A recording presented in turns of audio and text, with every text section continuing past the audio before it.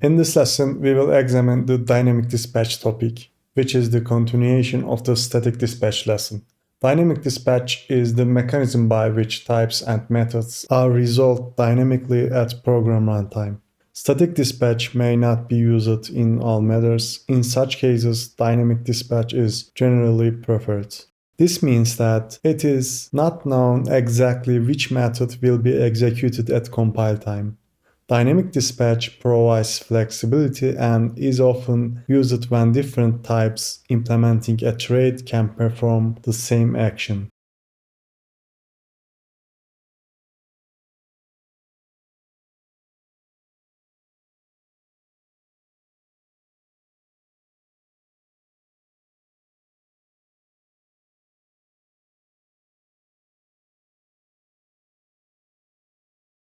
Now, let's design our function that will do dynamic dispatch.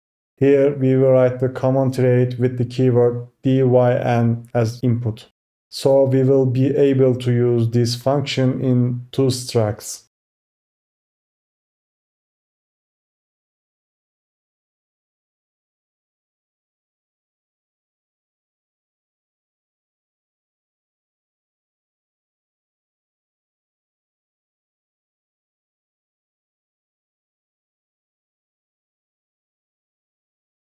Dynamic dispatch can be a bit slower than static dispatch, as it provides great flexibility and has dynamic resolution and dispatch costs at runtime.